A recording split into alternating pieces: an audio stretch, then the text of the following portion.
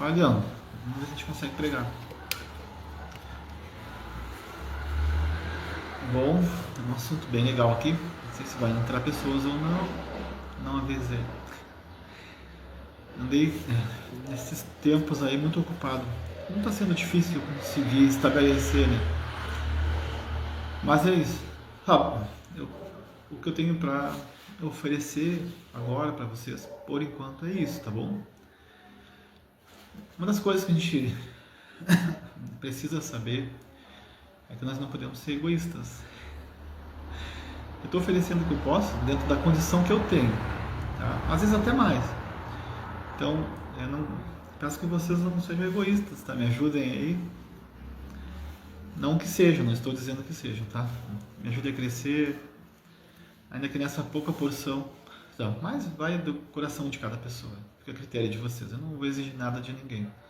Eu estou com uma página e eu preciso de 1000 seguidores, tá? Porque eu quero sair do Facebook e ir pro Insta. Não que eu vá sair de vez assim, ou nem sei se eu vou mesmo, mas no Instagram ele seria melhor. 1000 seguidores, eu tenho 30 e alguma coisa ali, tá? Se vocês puderem ir lá pro Instagram e me seguir lá, me ajudar até chegar a 1000, compartilhar também. Salmos 100, Salmo 100,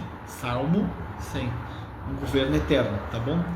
Bom, quero falar de um assunto aqui bem importante. Olha só, por que às vezes o povo de Deus, né, vive em escassez? Boa, que assunto importante, né? Sabia que a escassez é uma das áreas que Deus usa às vezes como juízo para que você se aproxime mais dele? O que de fato às vezes nós vimos é que muitas pessoas no momento da escassez acabam se desviando de Deus e não sabem que naquele momento podem estar sendo provadas por Deus. Então Deus usa a escassez como forma de provação também. Como que também às vezes a escassez não é uma provação, é um juízo. Ou às vezes a escassez é uma consequência, tá bom? Então hoje nós vamos falar da escassez como provação de Deus, tá? Não como juízo e não como consequência. Consequência, vou falar aqui um pouco. Às vezes a má administração e você sofre a consequência. Ponto. Não administrou, não foi prudente, vai ter a consequência. É óbvio que vai. E Deus permite, não é que Deus queira. Então, é isso. Como juízo de Deus, às vezes Deus quer descer juízo e por esse juízo Deus coloca, já temos um, não sei quem é, mas tudo bem. Então Deus traz juízo como escassez como juízo, entendeu? Se você não entender os propósitos por trás de tudo, os propósitos, você acaba se desviando, acaba parando, desistindo. E o que vai melhorar saindo? Com Deus, se servindo a Deus já está difícil, sem Deus vai ser pior. Não, mas tem gente que sai e está muito melhor. Deixa eu te dar uma palavra sobre isso. Há caminhos que para o homem parecem ser bons, mas no final são de morte. Não é que Deus vai matar alguém. Essa morte significa a perca das coisas. Então, cuidado com a aparência quando você está longe dos caminhos de Deus. É a aparência, tá? Aprenda isso hoje, para que você não se desvie dos caminhos de Deus. Então nós vamos falar hoje da escassez como forma de juízo, o próprio Deus trazendo juízo. Escute isso. Você precisa ter uma vida em concordância bíblica. Eu não sei quem está aí, está dando like, porque eu estou com 2 telas, mas que seja bem-vindo. Você precisa ter uma vida em concordância bíblica. Isso é fato, é necessário ter. Conseguir ou não vai depender do desempenho de cada pessoa. Eu tenho Tourette, tá? Então, você vai conquistando através do desempenho essa vida em concordância, diariamente. Ponto. Não precisa se preocupar. Calma. Cristiano Azevedo, meu amado. Vamos lá. Então, quando você começa a ter uma vida em concordância bíblica, você vai ter uma elevação espiritual em conexão, tá? Quando eu conheci o Cristiano, irmãos, nós não era cristão, mas quando a gente se conheceu agora como cristão, o Cristiano ele contribuiu muito para a minha vida espiritual, com o humor que ele tem, com a amizade. E assim os outros irmãos que forem aparecendo também. Cada um dos meus irmãos contribuíram para o meu crescimento. Eu falo de toda a minha caminhada cristã. Até alguns que às vezes pecaram contra mim também contribuíram. Mas é isso, só para não deixar ninguém de fora. Então você vai começando a ter uma concordância. E quando você está em acordo com Deus, o que acontece? Abre-se uma chave no mundo espiritual para que as portas, as janelas sejam abertas. Jesus disse: eu sou a porta, então você tem que entrar. Mas em Malaquias nós temos ali bênçãos sem medida, as janelas do céu. Então você vai tendo acesso, em concordância, você vai tendo acesso ao reino. Pegou essa? Eu estou falando de coisas aqui legais que vão te ajudar a crescer. Então, não é o quanto de você recebe de profecia ou profetiza, não é o quanto você recebe de promessa ou o quanto você entrega a promessa para os outros, não é o quanto você sabe. Saber é muito importante, não é pouco, é muito importante, mas saber e praticar é mais. Então, saber já é bom, ainda que tu não pratique, já é bom. Então, não é o quanto você tem dons, não é o quanto você fala em línguas estranhas, até porque Paulo coloca as línguas estranhas como o nível mais abaixo de todos, e nós acabamos enfatizando com o dom maior. Depois eu vou pregar sobre isso, sobre os dons, vai ser bem bom. Então o que eu quero dizer para vocês é o quanto você está vivendo em concordância com Deus. Mas não se limite por conta do pecado, você vai pecar e pronto. Mas não é que você queira ou viva pecando, tá? O pecado deliberado traz uma consequência gravíssima em Hebreus 10, 24, 25, 22 lá. Eu não vou nem falar aqui para não dar treta. Vamos lá. Olha que interessante. Por que muitas vezes eu estou em escassez? Eu falei de 3 áreas, mas aqui nós estamos na área de juízo. Porque a minha vida, isso não tem a ver com a igreja, com as pessoas. Às vezes não está em concordância bíblica. E é o próprio Deus que vai permitir a escassez. Ou às vezes até trazer a escassez. Pegou? Tá? Lembra do que eu falei, tá? Salmo 100, um governo eterno, a nova plataforma que eu estou começando. Quem puder curtir, compartilhar, comentar, para me ajudar a expandir, eu preciso de 1000 seguidores. Será que a gente consegue? Tá? Comercial, volta para a pregação. Assim diz o Senhor dos Exércitos, Ageu 1:2. Este povo diz: não chegou ainda o tempo de edificar a casa do Senhor. Uau! Só para vocês saberem do que eu estou falando, o povo de Deus, depois de que Salomão constrói o templo é sitiado, é destruído. Fala Tiago Valadão, outro amigo. Então, quando Salomão constrói o templo, se estipula a adoração desde a época da tenda. Só que ali Salomão constrói o templo, ele é o sucessor de seu pai Davi. E pelo pecado do povo, escute isso que é importante, pela idolatria e todo tipo de pecado que o povo cometia, veio um juízo de 70 anos de cativeiro, aonde Nabucodonosor, ele leva o povo cativo, e ali eles ficam presos por 70 anos. Eu já estou adiantando aqui para vocês entenderem Ageu. 70 anos de cativeiro por conta de uma vida de pecado. Escute, 70 anos de cativeiro por conta de uma vida de pecado. E os profetas profetizavam e falavam, e o povo não ouvia. E isso durou ciclos e ciclos repetitivos, aonde, mesmo que quando os profetas profetizavam contra o pecado, pegou? Profetas profetizavam. O que eles profetizavam? Contra o pecado. Profetas profetizam contra o pecado. Profetas exortam. Profetas trazem palavra de juízo, de bom e de mal. Olha os profetas. Eu vou ensinar sobre profetas depois, daqui a um tempo. Então eles estavam profetizando. Deus estava levantando profetas para definirem um tempo de juízo que viria. 70 anos de cativeiro, presos. Só que nesse tempo, quando os profetas profetizavam, o povo não ouvia. Então o povo vai preso por 70 anos, cativo 70 anos, e o templo era destruído. Quer dizer, o tempo que foi estabelecido para trazer adoração, que remiria o pecado do povo, agora estava destruído.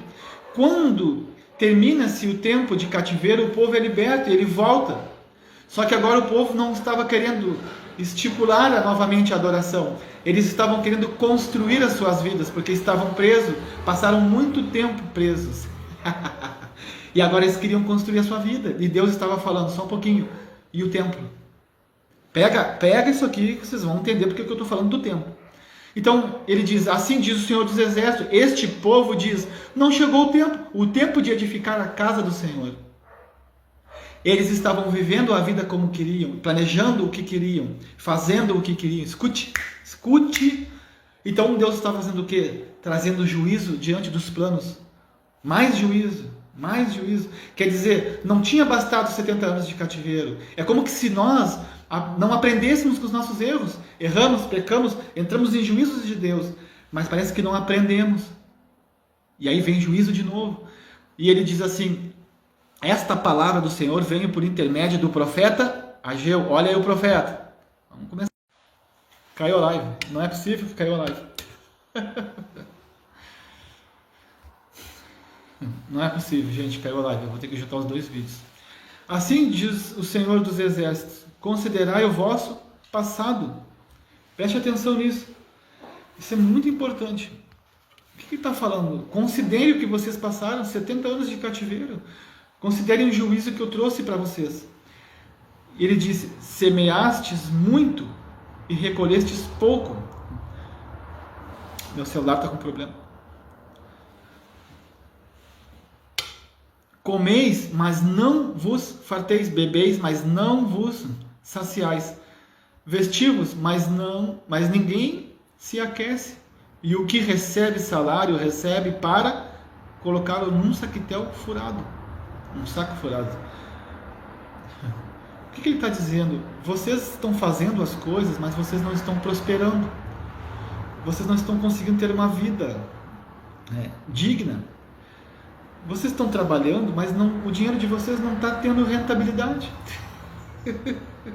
Vocês comem, mas vocês não se saciam, vocês não conseguem ficar saciados. Vocês recebem, mas o dinheiro de vocês é colocado num saco furado. Quer dizer, o dinheiro entra pelo um bolso e sai pelo outro. Olha a importância disso. Olha a importância de saber isso. Ele diz, subi ao monte para trazer madeira e edificai o templo. É isso que Deus está falando através do profeta Ageu para eles. Parem de construir a vida de vocês sem adoração. Pega isso aqui que vocês vão gostar disso. Parem de construir a vida de vocês sem adoração. Vocês vão construir, mas não vão ter paz, vocês não vão ter eficácia, vocês não vão ter prosperidade, vocês vão construir uma casa e não vão ser felizes, vocês vão trabalhar e não vão se fartar, vão perder o dinheiro, vocês vão fazer planos, mas vocês não vão ser bem-sucedidos, ainda que consigam. Vocês conseguem entender? E Deus está dizendo, vocês precisam reconstruir o templo, restabelecer a adoração. Quem é o templo? E vocês vão ver isso agora mais para frente. Ele diz, subi ao monte para trazer madeira e edificar o templo. Eu me agradarei dele e serei glorificado, diz o Senhor. E ele continua, subi ao monte para trazer madeira. E ele continua dizendo no 9, esperastes muito, mas veio pouco. E esse pouco, quando o levastes para casa, eu o dissipei como um sopro. O próprio Deus. Olha que interessante. Por que motivo? Diz o Senhor dos Exércitos. Porque o meu templo está em ruínas, ao passo que cada um de vós cuida da própria casa. Uau! Não, eu não sei aonde a gente está, irmãos. Eu não consigo. A dimensão desse entendimento passou do que eu consigo suportar. É o que a gente tem visto hoje. Não é a frequência na igreja, não é o desenvolvimento dos dons que não sei. Olha, desculpa, mas eu tomo muito cuidado. Cheio de dom e pouco conhecimento, pouca renúncia, pouca palavra. Que espiritualidade é essa que nós estamos carregando? Que nos dá tudo, mas não nos capacita para nada. Cuidado. E ele está dizendo, vocês são um templo, um recipiente, vocês são como vaso, nós somos recipiente. Que recipiente é esse? Que recebem espiritualidade, que recebem dons, que recebem tudo. Mas a primeira coisa, vocês precisam receber o conhecimento, porque através do conhecimento se estabelece a verdadeira adoração. Não tem como. Como que se edificou o templo? Através do que Deus deu para Moisés. lá da tenda, desde a tenda, faça tudo conforme eu estou dizendo. Só pode se construir algo se você tiver a planta, o entendimento daquilo, de como se constrói, de como se estabelece. A palavra é a nossa arquitetura de reino. Uau! Você não constrói templo sem palavra, você não constrói sua vida sem a palavra. Aí eu recebo dons, recebo profecias sem palavra. Cuidado, cuidado, eu estou sempre falando isso. É que ainda não é o tempo de eu largar tudo. Por isso, a hora que ele fala, porque vocês estavam construindo uma vida para vocês e não estavam construindo o templo, ele diz assim no 10, por isso os céus retiveram o orvalho e a terra reteve os seus frutos por vossa causa. Deixa eu ver se eu entendi. Quer dizer que nós estávamos construindo a nossa vida, fazendo o que queríamos e esquecemos da verdadeira adoração. Esquecemos de ter uma vida com Deus. E Deus está falando, por isso, os céus retiveram o orvalho e a terra reteve o seu fruto por vossa causa. Quer dizer o quê? A natureza parou. Mas aqui no caso, a natureza divina de Deus para de nos prover, para de nos estabelecer, para de nos honrar, para de nos fazer crescer. Quer dizer que quando nós decidimos não adorarmos a Deus com a nossa vida, nosso comportamento, os céus se fecham. A espiritualidade é trancada. Por quê? Por conta dos nossos pecados, por conta da nossa falta de dedicação a Deus. A Deus. Timóteo recebe uma palavra. Apresenta-te a Deus, não é a igreja. Apresenta-te a Deus, não é o serviço. Apresenta-te a Deus. É claro que a igreja e o serviço é o recíproco do que eu estou falando agora. Apresenta-te a Deus. Aprovado como obreiro que maneja bem. Olha isso, maneja bem a palavra da verdade. E do que não tem do que se envergonhar. Ponto final. Essa é a ordem. Então nós vamos para uma liderança sem capacidade. Congregamos sem a entrega. E eu fico às vezes muito sentido com os pastores, porque eles também exigem. E a gente vê o povo, como nós às vezes, que preferimos muito mais, nos aquietarmos de somente irmos para um culto e participarmos dos eventos e das coisas, do que de fato procurarmos o conhecimento e termos uma entrega verdadeira. E nisso acaba que muitos líderes têm o trabalho dobrado por conta da nossa falta de dedicação. Entende isso? Então, congregar, fazer parte das tarefas da igreja é muito bom. Só que ela tem que ter antes um princípio, o conhecimento. Eu não posso estar à frente de um trabalho sem conhecimento. É óbvio que também existem líderes que colocam as pessoas a trabalhar na igreja e elas não estão nem capacitadas dentro do conhecimento bíblico. Mas tribulação para a igreja. Ponto. Por quê? Porque isso faz com que o mundo espiritual se mexa. Dos dois lados. Quando você começa a fazer a obra de Deus, você está capacitado para fazer porque vai mexer com o outro lado. Então ele começa a dizer, agora no 11, mandei vir a seca sobre a terra, sobre as colinas, sobre o trigo, sobre o vinho, sobre o azeite e sobre tudo o que a terra produz, também sobre os homens e os animais e sobre todo o seu trabalho. O que é isso? Juízo de Deus. Estão entendendo? E ele está falando, mandei vir a seca. O que é isso? Tempo de escassez. Tempo de escassez. E o que acontece? Quando nós não estamos em concordância bíblica, existe a probabilidade de ser derramado escassez. Jefferson está pregando a Ageu, nós estamos no tempo da graça. Desculpa, meu irmão, talvez você não aprendeu o que é a graça. Lê 1 Pedro, lê 2 Pedro, lê 1 João, 2 João, 3 João. Tá? Então você vai entender melhor. A graça está sobre o mundo? Sim. Então está sobre nós. Mas a graça em nós é um poder ainda muito maior. Então não confunda graça sobre você e graça em você. Pegou? Quando você tem a graça sobre você, você tem o mesmo que todos. Quando você tem a graça em você, se é derramado muito mais do que sobre você.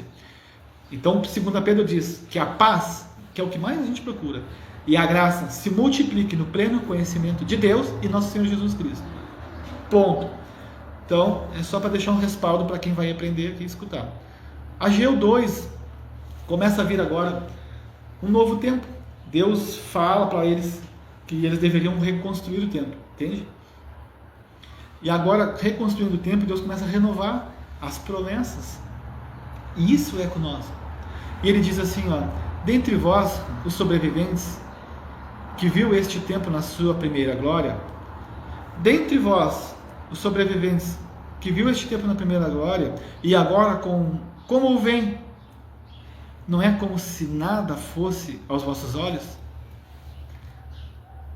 Estava falando do tempo quando foi construído e ainda não tinha sido destruído, só que agora eles estavam dando de cara com o templo todo derribado, todo destruído. O templo em que antes havia a glória de Deus se manifestava, agora estava destruído, e Deus estava mostrando como vocês veem esse templo agora. E ele diz: esforça-te, Zorobabel, diz o Senhor, esforça-te, sumo sacerdote Josué, filho de Jehozadak, esforça-te todo o povo da terra, diz o Senhor, e trabalhai, porque eu estou convosco, diz o Senhor dos exércitos. Olha o profeta profetizando. Se esforçam, tem que ter esforço. Se alguém disser para ti, você está na graça, você não precisa se esforçar para nada, entrega tudo para Jesus, que entrega? Se Jesus diz, nega a si mesmo, tome essa cruz e sigam, tem que ter esforço. A Bíblia diz que até João o reino era tomado por esforço. Ah, mas depois de Jesus, então tá bom, fica sem se esforçar para você ver. Esta é a aliança que fiz convosco quando saístes do Egito. O meu Espírito habita no meio de vós. Não temais, pois assim diz o Senhor dos Exércitos: em pouco tempo farei tremer os céus e a terra, o mar e a terra seca. Farei tremer todas as nações, as coisas preciosas de todas as nações serão trazidas. Está falando do que foi saqueado do templo. E eu encherei este templo da glória, diz o Senhor dos Exércitos. A prata e o ouro pertencem a mim, diz o Senhor dos Exércitos. A glória deste novo templo será maior do que o primeiro, diz o Senhor dos Exércitos. E estabelecerei a paz neste lugar, diz o Senhor dos Exércitos. Uau! Profecia. Olha as profecias. Todas as profecias têm que ter respaldo bíblico. E toda vez que Deus te promete algo, Ele também exige antes. Porque senão fica hipergraça. Eu faço tudo o que vocês querem e vocês não precisam fazer nada. Isso é outra doutrina, tá? Então Ele está dizendo, se vocês se esforçarem, eu vou deixar claro uma coisa: minha é a prata, meu é o ouro, e a glória da segunda casa, do segundo templo, será maior do que a glória do primeiro templo. Significa que Deus estava prometendo uma intervenção espiritual muito maior do que eles tinham visto. Deus estava prometendo que ia acabar com a escassez, escute, ia acabar com a escassez. Não haveria escassez de dinheiro, não haveria escassez de espiritualidade, mas o que eles precisavam fazer? Reconstruir o templo, estabelecer novamente a adoração. Entenda isso. Sem adoração, sem o templo reconstruído, não poderia haver espiritualidade. Tô falando. Eu vou ter que pregar de novo, caiu a minha live. Agora tem que juntar os dois vídeos. Não esqueçam, tá? Vocês me sigam lá, Salmo 100, um governo eterno, no Instagram. Tá? 1 Coríntios 6,19 diz assim. Cadê você? 1 Coríntios 6,19. Ou não sabeis que o vosso corpo é santuário do Espírito Santo, que habita em vós? Opa, só um pouquinho. Agora nós mudamos para o Novo Testamento, né? Que é o Testamento renovado. O novo não é a isenção do velho, é o novo, renovado. Agora Paulo está dizendo para a igreja de Coríntios, agora é o tempo da igreja, agora é nós. Ou não sabeis que o vosso corpo é santuário do Espírito Santo? Templo do Espírito. Então é um lugar onde ele vai habitar. Por que nós temos que estabelecer a verdadeira adoração? Porque quando nós vivemos em uma verdadeira adoração, que eu já expliquei o que é, em obediência às Escrituras, não tem a ver com você sentir o Espírito, não sentir, ter dom, não ter dom. Não, isso aí tudo está atrás do que eu estou explicando. À frente está o conhecimento. Depois a prática. Depois sim, toda a manifestação da glória. Por isso que lá ele falou, se construírem o templo, terão a segunda glória, que é maior do que a primeira. A glória da segunda casa. Eu expliquei errado. Tudo bem, mas é uma segunda glória, entre aspas. Eu não consigo, irmãos, eu quero que vocês entendam. Um templo que não está edificado na palavra não tem glória, não tem santidade. A glória é a santidade. Não tem provisão, não tem escassez. Como? Isso me indigna. Eu não poderia nem falar que me indigna. Como que nós conseguimos viver uma vida assim? Como que o Espírito de Deus vai habitar em nós? Como que nós vamos ter recursos, provisão? Como que as profecias vão se cumprir se o nosso templo não está edificado na palavra? E isso seria a adoração verdadeira. Apresentai vossos corpos, Romanos, como sacrifício vivo, santo e agradável. Esse é o vosso culto racional. E agora ele fala como apresentar. E não vos conformeis com este mundo, mas procurai-vos pela renovação da vossa mente. Para quê? Olha para quê? Experimenteis qual seja a boa, agradável e perfeita vontade de Deus. Qual é a vontade perfeita? Habitar em nós. E eu posso considerar que também é nos fazer viver uma vida melhor. Próspera, não com dinheiro sobrando ou faltando, só próspera, simples. O dinheiro tem que estar no propósito, a casa tem que estar no propósito, os recursos no propósito. E o maior propósito é a habitação do Espírito em nós. Então eu fico assim, irmãos, quando eu olho para a igreja de hoje, eu penso aonde é que está a nossa espiritualidade, porque nós vivemos às vezes de uma forma qualquer e estamos cheios do Espírito. Qual? Porque cadê os frutos? Mansidão, domínio próprio, bondade, benignidade. Cadê o amor ao próximo? Nós queremos mais, e do nosso lado tem alguém que tem menos. E isso não compadece para que haja um equilíbrio e todos estejam no mesmo. Como que o Espírito de Deus consegue habitar num lugar onde uns passam fome e outros têm até sobrando?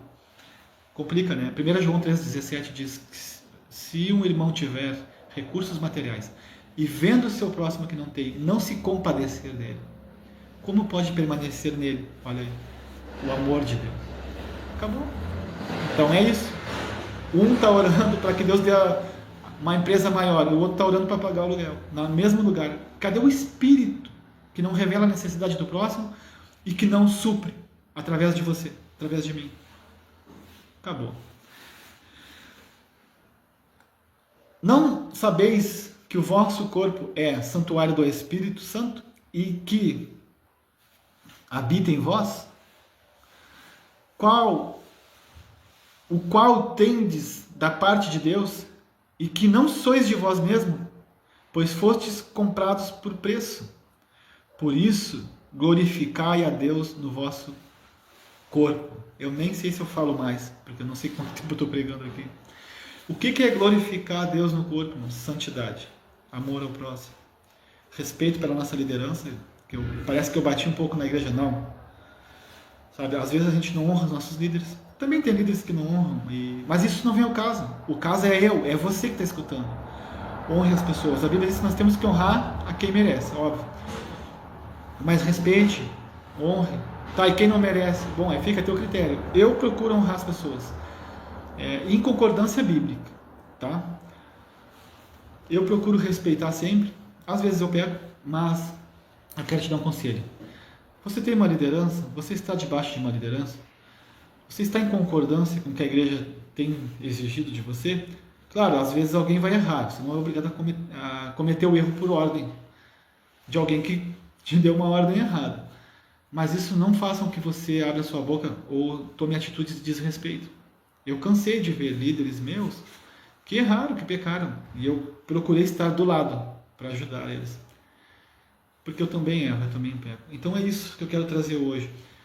Não sabeis vós que o vosso corpo é santuário do Espírito Santo, que habita em vós, o qual tendes da parte de Deus, e que não sois de vós mesmos?